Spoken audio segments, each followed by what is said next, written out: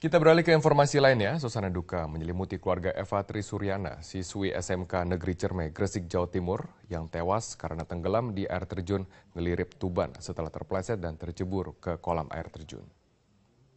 Sejumlah kerabat tetangga, teman Karang Taruna, dan teman sekolah almarhumah Eva Trisuryana berdatangan ke rumah duka di Desa Giri, Kecamatan Kebonmas, Gresik pada Senin pagi tadi. Pasangan Slamet Sugianto dan Rismiati tidak menyangka putri ketiganya yang masih duduk di bangku sekolah 11 SMK Negeri Cermai pergi meninggalkan mereka.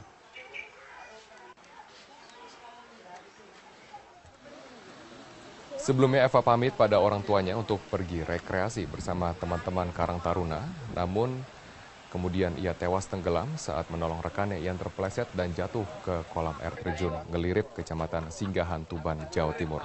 Jasad korban berhasil ditemukan 6 jam kemudian dalam kondisi sudah meninggal. Korban langsung dibawa ke kamar mayat RSUD Tuban untuk visum. Anda menyaksikan News Update pukul 22 waktu Indonesia Barat bersama saya Rima Safira. Pemprov DKI Jakarta akan menerjunkan intel dari kepolisian lebih dulu sebelum melakukan penertiban pemukiman liar. Langkah itu dilakukan untuk memetakan persoalan dan memperkecil potensi kericuhan. Gubernur DKI Jakarta Basuki Cahayapurnama katakan, penertiban pemukiman liar warga di Kampung Pulo yang menimbulkan bentrokan fisik menjadi bahan evaluasi Pemprov DKI Jakarta. Kedepannya, untuk menghindari potensi kericuhan, Pemprov DKI akan lebih dulu menerjunkan intel untuk memetakan persoalan. Selain itu, penertiban juga akan melibatkan personel gabungan TNI Polri, Satpol PP, dan pemadam kebakaran. Usai menertibkan Kampung Pulo, selanjutnya akan ditertibkan lokasi Bukit Duri dan Bidara Cina. Penertiban kedua pemukiman itu sangat penting untuk pembangunan sodetan Kali Ciliwung. Nah, itu model-model gitu, jadi mesti ada pengarahan. Kita udah minta Polda akan mimpin, akan masukkan intel dulu. Kita akan ada protapnya seperti waktu kita bereskan Taman Burung. Nah, itu kita sampaikan. Yang pasti Bidara Cina sama Bukit Duri harus kita bereskan untuk sodetan sama untuk. Pemerintah Provinsi DKI Jakarta akan menerjunkan intel dari kepolisian sebelum melakukan penertiban pemukiman liar. Langkah itu dilakukan untuk memetakan persoalan dan memperkecil potensi kericuhan. Gubernur DKI Jakarta Basuki Cahayapurnama mengatakan penertiban pemukiman liar warga di Kampung Pulo yang menimbulkan bentrokan fisik menjadi bahan evaluasi Pemprov DKI Jakarta. Kedepan, untuk menghindari potensi kericuhan, Pemprov DKI akan lebih dulu menerjunkan intel untuk memetakan persoalan. Selain itu, penertiban juga akan melibatkan personel gabungan TNI Polri, Satpol PP, dan pemadam kebakaran. Usai penertiban Kampung Pulo, selanjutnya akan ditertibkan lokasi Bukit Duri dan Bidara Cina. Penertiban kedua pemukiman itu sangat penting untuk pembangunan sodetan Kali Ciliwung. Nah, itu model-model gitu, jadi mesti ada pengarahan. Kita udah minta Polda akan mimpin, akan masukkan intel dulu. Kita akan ada protapnya seperti waktu kita bereskan Taman Burung.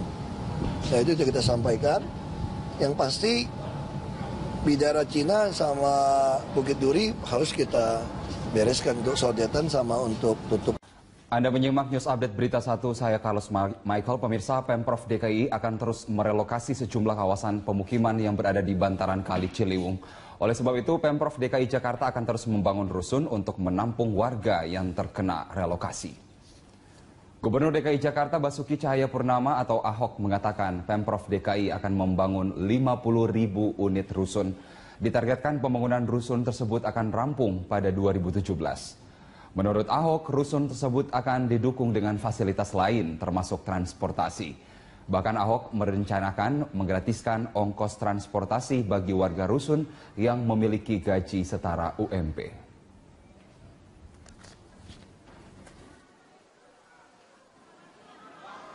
Anda menyaksikan News Update pukul 11 waktu Indonesia bagian Barat, saya Cakri Miller.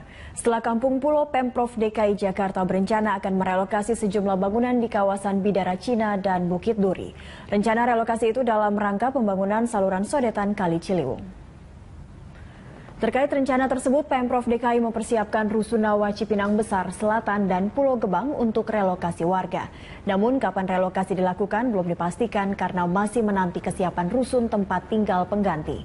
Pemerintah memastikan tidak akan memberikan uang ganti rugi bagi warga yang tinggal di tanah negara. Namun jika ada yang memiliki sertifikat tempat tinggal, pemerintah akan membeli lahannya sesuai dengan harga appraisal.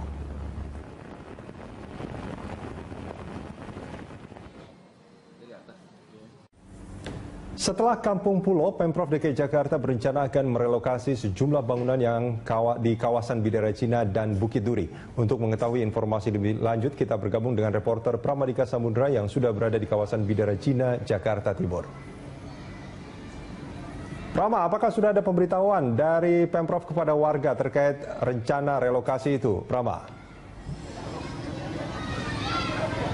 Ya, berdasarkan informasi yang kami dapatkan melalui warga, memang sudah ada pemberitahuan sebelumnya dari Pemprov DKI Jakarta untuk upaya penggusuran atau relokasi warga yang berada di Bidara Cina ini untuk nantinya akan digunakan wilayah ini sebagai sodetan Kali Ciliwung. Namun meski demikian, nampaknya proses tersebut akan berjalan alot, Rudi, di mana warga saat ini telah melaporkan atau telah mengajukan upaya gugatan hukum ke Pengadilan Negeri Jakarta Timur terkait dengan adanya upaya relokasi dari Pemprov DKI Jakarta. Di depan sebelum pintu masuk ke kawasan Bidara Cina ini ada spanduk berukuran kurang lebih 2 kali 6 meter yang bertuliskan bahwa warga setelah melaporkan atau telah menggugat proses atau upaya relokasi Pemprov DKI Jakarta untuk menjadikan kawasan mereka sebagai sodetan Kali Ciliwung, mereka menuntut ganti rugi yang sepadan dalam upaya pembongkaran dan juga relokasi tersebut. Rudi. Ya, lalu bagaimana dengan tanggapan warga sekitar terkait rencana relokasi yang akan dilakukan Pemprov, Rama? Ya, terkait tanggapan warga sekitar, saat ini telah bersama saya salah satu warga yang juga merupakan juru bicara warga Bidara Cina ini, ada Ibu Astriani. Selamat pagi, Ibu. Terkait dengan adanya upaya relokasi warga sendiri, saya melihat adanya spanduk gugatan hukum, begitu ya. Sebenarnya apa sih yang digugat dari warga sendiri? Jadi kita meminta, ini sebenarnya ditempuh setelah kita merasa tahapan negosiasi dan diskusi itu buntu ya dengan pemerintah. Kita merasa aspirasi kita nggak didengar, jadi kita mengajukan upaya hukum lewat pengadilan, dan yang kita harapkan adalah ganti rugi. Kenapa kita meminta ganti rugi? Karena warga di sini merasa kami tidak menduduki tanah negara seperti yang disebutkan oleh pemerintah. Kita punya bukti yang cukup otentik gitu ya. Dan akhirnya kami berpendapat bahwa saat sekarang ini yang terjadi sebenarnya adalah sengketa lahan antara, bukan pemerintah loh, ini antara swasta sebenarnya, karena pemerintah menyebutkan dari 9.000 meter persegi dalam AMDAL yang dibilang diperlukan untuk pembangunan inlet, itu sebagian besar disebutkan milik seseorang bernama Hengki, yang kita nggak kenal Hengki ini siapa. Sebagian kecilnya yang diklaim sebagai hak pakai Pemprov. Dua kepemilikan yang katanya sudah bersertifikat ini buat kita bermasalah, karena kita sudah hampir 70 tahun gitu ya tinggal di sini secara turun-temurun. Kalau kita flashback tadi disebutkan bahwa meminta ganti rugi, apakah tidak ada ganti rugi dari Pemprov terkait dengan adanya relokasi ini? Enggak, karena terakhir kita audiensi dengan Pak Gubernur tanggal 5 Juni 2015, karena mereka mengklaim kita menyerobot tanah negara dan ada kepemilikan seseorang yang bernama Hengki di sini, mereka bilang mereka nggak bisa ngasih ganti rugi. Alternatifnya ya kita disuruh tinggal di rusun gitu. Itu pun kita belum sepakat gitu ya. Terus yang terakhir malah kita sudah dapat pemberitahuan untuk pengosongan dan pembongkaran, di dalamnya nggak disebutin lagi soal rusun. Jadi seolah-olah kita disuruh keluar aja gitu sama pemerintah. Itu kan sangat nggak adil. Ini kan sudah akan memasuki tahap pengadilan, sedang dalam proses, berarti sudah punya bukti-bukti yang cukup kuat gitu. Apa aja sih bukti-buktinya, Bu? Alhamdulillah sudah ada. Jadi sebagian warga kami itu ada yang punya sertifikat sampai hak milik gitu ya. Lalu ada dokumen-dokumen lama milik warga yang memang bertempat tinggal di sini dari tahun 40-an. Yang itu kita peroleh sebenarnya dari arsip Kementerian Agraria juga. Jadi kita merasa kita punya bukti otentik bahwa kita nggak menyerobot tanah negara gitu ya, kita nggak menyerobot tanah orang lain juga. Dan buat kita jadinya ini untuk semoga bisa didengar sama gubernur ya. Sebenarnya sengketanya adalah hubungan hukumnya adalah yang paling besar adalah antara warga dengan Hengki, orang bernama Hengki, kita nggak tahu ini. Dan yang menjadi pertanyaan buat kami, ada hubungan hukum apa antara Hengki dengan Pemprov sehingga Pemprov menggunakan organ negara, menggunakan kelengkapan negara untuk meminta kita keluar dari tempat tinggal yang sudah kita diami hampir 70 tahun itu gitu. Berarti warga nggak tahu ya kalau di 9.000 meter persegi ini 8.000-nya punya Hengki, itu nggak ada yang tahu? Kita nggak tahu bahwa ada sertifikat hak milik yang atas nama orang yang namanya Hengki. Itu keluar tahun 76, kita juga nggak tahu ada sertifikat hak pakai Pemprov tahun 96. Kedua sertifikat ini baru kita ketahui tanggal 5 Juni 2015 waktu kita audiensi dengan gubernur.